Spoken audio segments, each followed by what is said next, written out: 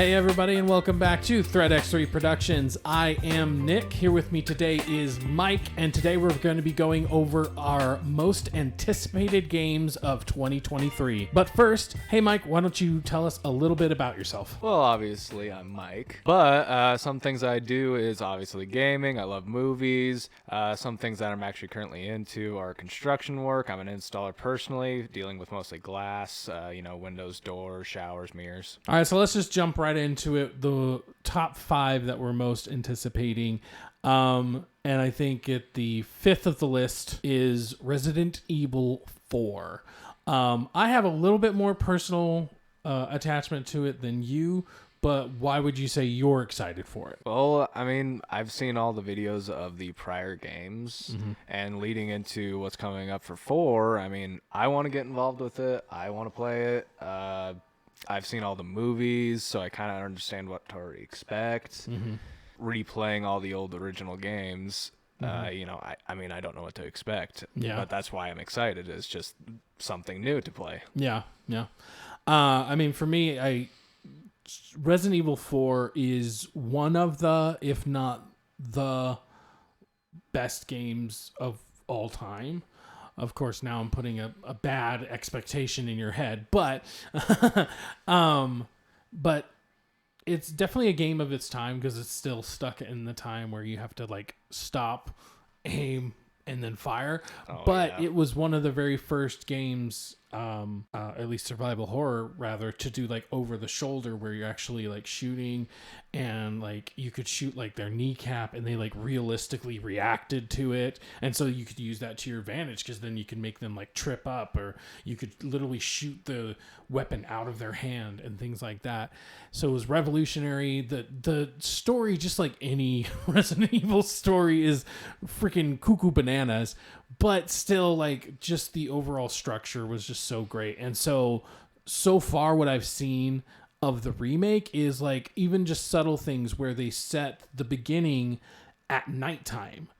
Oh, and yeah, that's right. You did mention that. Yeah. The original was set at day, but yeah, now it you're was going to be broad going into daylight, it at night. which at the time I feel like was a good thing because it was subverting our expectations. Like all the other survival horrors was very much like dark and dreary, and so now they were putting it during the light. And so I think at the time it came out, it made more sense to do it. But now we have the technology to set it at night, make it extremely moody, and do it the right way. Because back in the day, I don't think you could have done it 100% the right way. So yeah, I'm just like, even just subtle things like that they're changing, it's like, okay, yeah, let's fucking go. Yeah, let's go all the way horror with it. Yeah. I really enjoyed, because at first I was irritated with it, and it's when you're shooting in zero and you're basically firing 5 rounds into their chest. They drop, but they can get back up. Right. Which, if you just walk up, aim down, then fire, you kill them almost instantly. But with that being said, it would be nice to just 1 or 2 shots into the face instead of having to basically Yeah. Which, speaking of the older games, we are going to be doing a replay through all the older games. We'll be talking about a new game once per week leading up to the Resident Evil 4 remake release, which is in March. So look out for that. That'll be coming at the end of January. So look out for that. Well, breaking away from Resident Evil 4, next coming game that I'm definitely excited for, just seeing it for its color, its gore, all the new different content that we're going to be able to play. I'm excited. Dead Island 2. Yes, that is correct. 2. Which, I mean, if they would have waited one more year, it would have been 10 years from its reveal. On a game. Oh my god, I can't believe that too. I remember that first trailer because it's like this guy, he has a bite and he just starts going for a jog and just chaos behind him, and just as he's jogging, he's like he's slowly falling apart. Yeah, just he's turning into a zombie. Like, yeah, oh yeah. But yeah, I going off of what you said, like, I think again, Resident Evil 4 did it first, just so we're clear. But instead of this dark, dreary, urban environment, we still get the urban environment, but it's the sunny West Coast California that we get. It's not the, giant towers of New York, right? Right, giant towers in New York. It's not too dark. It's not grayed out. There's a little bit more open space. Personally, I enjoy that. I like open world games. I like a little bit more variety to explore. And when I saw the trailer and saw some of the gameplay, I'm excited. Ripping people's brains out of their face, chopping them into bits. I mean, Dying Light 2, for example, it's pretty good as far as dismemberment goes, but it seems like there's way more detail in Dead Island 2. Oh, yeah. Yeah. And I mean, I don't know about you, but Dead Island or Dying... Oh, God. I almost said Dying Rise. Dying Rise. I can do this. Dying Light 2. There we go. Dying Light 2 was sort of a disappointment for me just because it was too much like the original. And it was also a generation away. So it's just like, I don't know. Whereas like Dead Island, it does to a certain extent seem like more of Dead Island, but now with the new change in scenery and just how overall gorgeous it looks, like I have a little bit more hope for this. At the same time, I am sort of worried that it might fall into the same, oh, well, I've done Sunny zombie killing before, and is this going to be enough different to make me really care, Yeah, and plus for variety's sake, I would love to be able to replay it over and over again versus I played it once and I'm just like, okay, well, next game. Yeah, exactly. I don't want it to be so trivial. I don't want to be repeating a lot. I like a little bit more, hey, you're not going and killing 50 zombies. You're actually going to go kill 100 and then you're going to blow up this entire section of town. Yeah. And just make an entire gruesome scene while you're in basically Honolulu. Yeah, right. So, I mean, I feel like high hopes for this one. The fact that it's also multiplayer really helps. I don't know. I haven't seen a lot of reports, but when this game was first talked about, it was talked about how you could play this game endlessly because there will be like procedurally generated missions. So I think there's like the normal story, but then there are these procedurally generated missions where you can just go on endless quests. Granted, hopefully they won't all be like, hey, I need this thing. Could you go get it for me? Because I being the don't want mailman to. Or, exactly. The task guy. Yeah. So as long as it's not that, it could be interesting to theoretically endlessly play a game other than, hey, let's play the same raid over and over and over again to hopefully get that one weapon. Instead, replaying hopefully vastly different missions and it sends us all over the place rather than, because I mean, like Destiny is a good example, Division is a good example where loot. Don't forget loot. When it came to Dying Light 2, you'll get a weapon here and there that might be new and it'll be broken as soon as you whack 10 zombies. Right. But with Dead Island 2, I want new weapons all the time. Yeah. I want new ways to kill all the time. Yeah. I would like to be able to upgrade those as well all the time. I would just I want nothing but fun. Yeah. Time to break away from Earth and time to go into outer space. I can't wait. I'm looking forward to flying around using a saber and also using the Force. Jedi Survivor. What are you thinking? How are you feeling about it? I definitely can't wait to revisit this world. Other than I would say Mandalorian, there's very few other properties in Star Wars, unfortunately, recently that really just make you feel a part of the universe. Obviously the game more so, but like even just Mandalorian, like we've had kind of this renaissance of Star Wars recently. And so it'd just be really nice to keep that momentum going.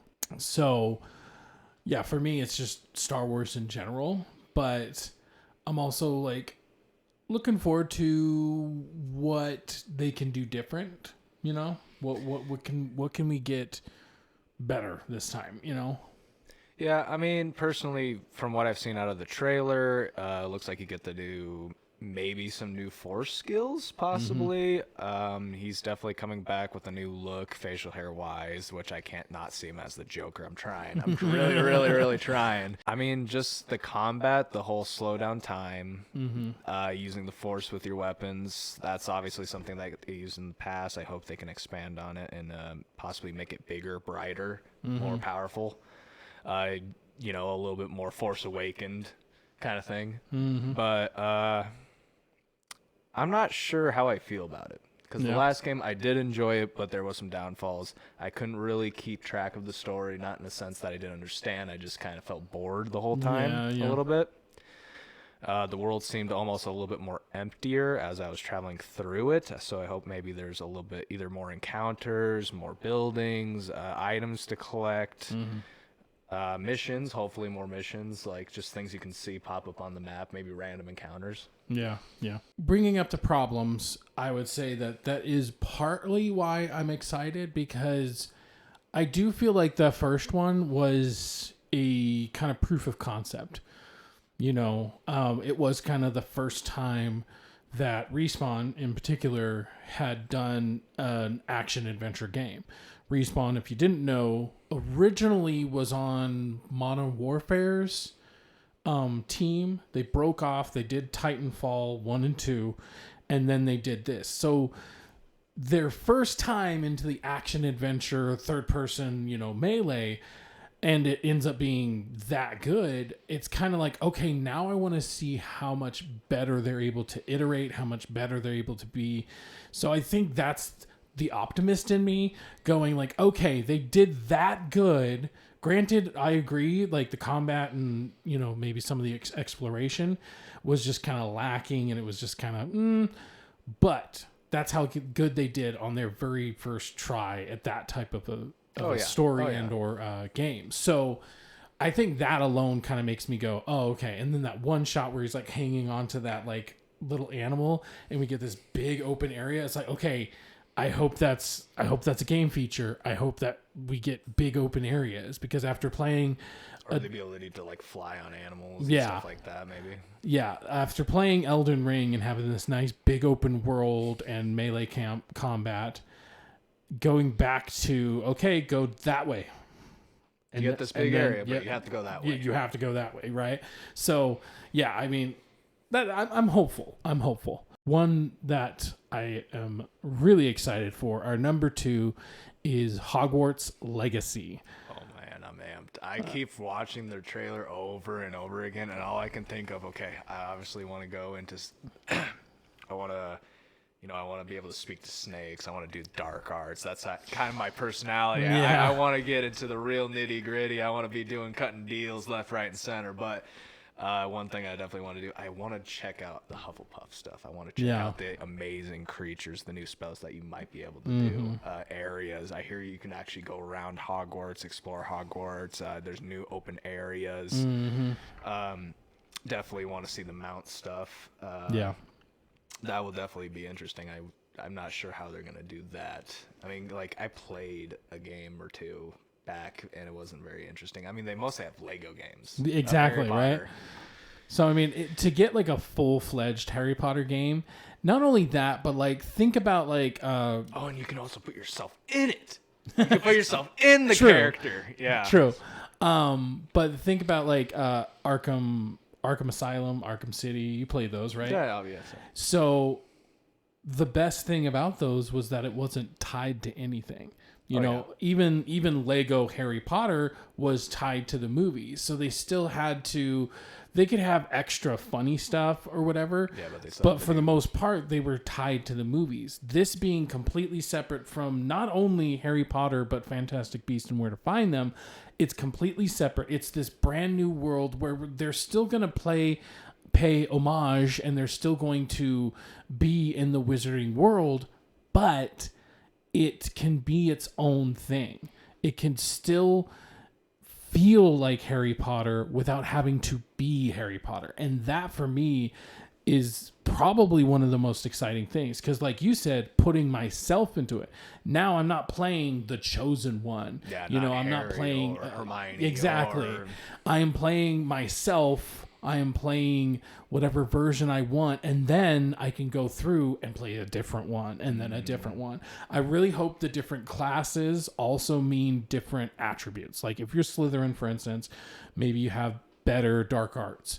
If you're Hufflepuff, maybe you're better with creatures. If you're Gryffindor, maybe you have better leading, so your companions have better stats. I don't know. Like, I hope there's different RPG stuff so that we can play through it multiple times and have a different experience each time. Yeah. One thing I definitely noticed in the trailer is that they're hiding a little bit of the villain. As far as like who am I facing? You know, it's not Voldemort anymore, which obviously, when does this take place? Yeah. Is it before, middle, after? Is this kind of its own thing, running, the story's ended, or possibly another take? Well, at least from what I know, it's in 18... Oh yeah, it's in 1800s, something like 18, that. It takes place literally a century before Harry, because Harry Potter was 1999, so I think this one's 1899 or something. Yeah. Oh, and talk about the carriage. Oh, yeah, that was interesting, which made me feel like the 1800s stuff. That's definitely cool. I wonder if they're gonna have like the train. If you get to ride the train in as like an opening intro almost. Yeah, I wonder if that's going to be replaced by the carriage, because I don't even... 1800s, I guess, did have trains. They did, but it's they do have... the You same. see the 9 3/4 stamp yeah, during one of the trailers, so yeah, maybe. I mean, yeah, just being able to explore and just being able to be in the Wizarding world without having to be like, oh, well, it's time for the Goblet of Fire, so now let's go over here to finish that mission quest, you know. I mean, I feel like it's all good. It's all good. It's all good. I can't wait though. Yeah, I'm buying it either day one or buying it before. I'm still debating. Yeah, that is definitely an exciting game. Probably a little bit more exciting than the upcoming game, which we're going right back into the darkness. I mean, we're becoming the Nephilim again. You know, Diablo. Yeah. Diablo 4. Yep. I mean, for me at least, the number one reason this beats out Harry Potter is because we get to play with more people. Yeah, that is true. The multiplayer function, the overworld bosses, man. The overworld bosses, they're bigger. He's obviously like the one that they showed. He teleports. He has this giant freaking rock just... Yeah. But leading away, the reason why Harry Potter is more for me is just because it's a new game, it's a new take, it's more information. Diablo 4, I kind of already know what to expect. I already know that they're bringing back original characters, but they are bringing in a druid. Yes. Correct? Oh, and then he gets to turn into a bear. That's awesome. I think that's cool. Yeah, I mean, overall, if technically I am more excited for Hogwarts, and I'm more like willing to explore that world, but Diablo does just inch it out, just because now I can play, like, I've played Diablo 3 a ton with Ashley, so it's like being able to play through the whole thing. And not only that, but live service has a horrible name, and hopefully they get it right, but the live service aspect does also intrigue me, because now being able to return to Diablo over and over and over again, and you know, now there's a Christmas event, now there's a Halloween event, you know, things like that, like that excites me, because like Diablo 3 had seasons, like, don't get me wrong, but I do like, there wasn't a lot of reasons to just keep going back. This one is just gonna be different, because they are going to be treating it more like an MMO light, not necessarily like 100% MMO, but just like a shared world, you know, kind of like a Destiny, Division, stuff like that. And so that excites me, because Diablo has always kind of felt closed off. So now that we're getting literally an open world, we can explore, go to 150 dungeons, I think is what they said. Oh yeah, they put 150 dungeons in the game. In the beginning, I think they said something about they put everything in the nook and cranny of that, so that way you get to explore. One thing that I am looking forward to is I've seen the graphics are definitely a lot better. Exploring around the world, it seems like there's ups, downs. It's not a flat surface, and there's stuff here and there. Yes.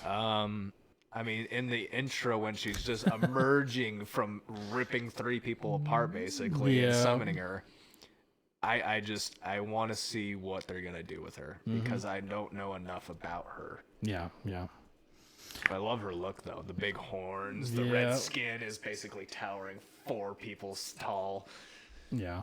I mean, just overall, I feel like it looks really good. I mean, the monetization, I feel like, is the only part, and that kind of goes alongside the live service and the kind of bad name that live service has start to get. Yeah, we're gonna ignore the small little mobile app that came exactly. We're just gonna ignore that. It doesn't exist. Doesn't exist. It's not even a numbered game. I mean, so yeah. I mean, that is a little worrisome, but at the same time, I do find merit in games with battle passes because it's going to have something similar to a battle pass. It gives you a reason to go back into the game on a daily basis. Okay, I got to do this daily mission. I've got to kill so many of these type of enemies. Okay, that means I get to explore this area, and that, but in a medieval kind of world.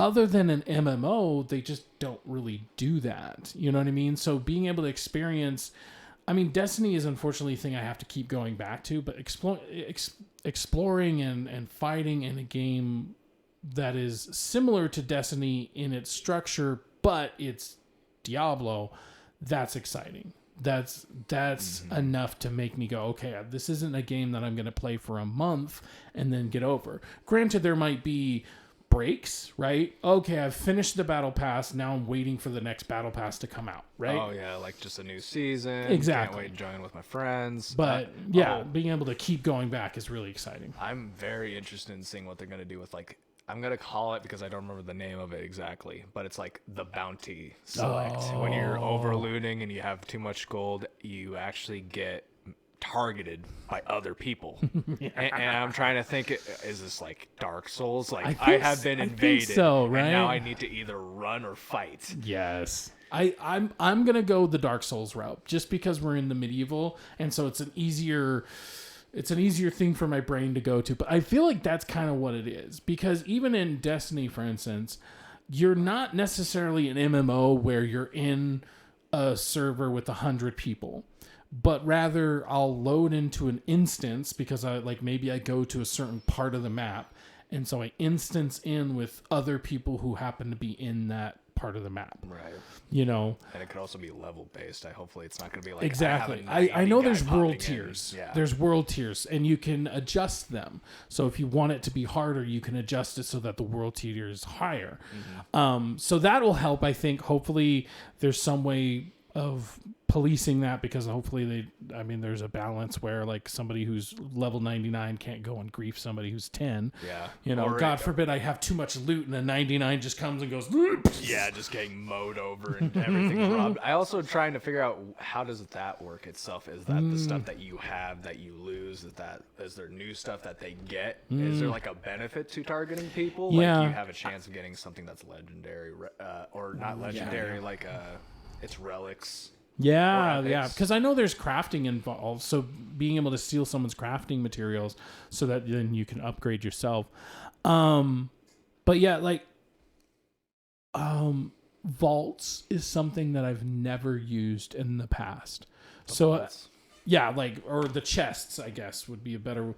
But like you go to town, there's a chest, you can put all your stuff in there and then share it between all your different characters. Yeah. I would never use that because that's just not the way I play games. I don't play games, and I don't mid-max, and I don't do all that confusing stuff. I just try to enjoy it. However, now that I have to worry about someone coming and like taking my shit, like now that vault doesn't just have a secondary or tertiary purpose. It has like a primary purpose. I've got this really cool sword. It's not for me, it's for my barbarian. I want to get it back to the town. Save it, and not lose it potentially. Exactly. I think because the other thing I'm afraid of with that being the case is going back to like griefing when people can target you, is how often would that be, and how often are you going to be overloaded? Like how much is this going to affect me? Yeah. I mean, there has to be some kind of like threshold that they're going to be doing, right? Almost like maybe a threat meter, maybe possibly something like that. Yeah. So maybe there's some ways or some actions that you can do to lower it, and then other ones that will just go all the way up. But yeah, I mean, that's what we're most excited for. That's what we're most anticipating. I mean, honestly, it's going to be a good year just with those. And we haven't even gotten to like E3 when they start announcing all the secret stuff that we don't know about that will be delayed until February of next year. But those are the ones just that another we're 5 years away. Just throw it away, guys. So, don't worry about it. That's what we're excited about. You guys let us know down in the comments below. What are you most anticipating? What are you guys excited for? And all that. I was Nick. And I'm Mike. And I hope you guys have a good rest of your day. Let's make it bigger. Let's make it bigger. Bigger. Like my penis. Oh, crikey. Oh, crikey. Put another shrimp on the barbie, am I right?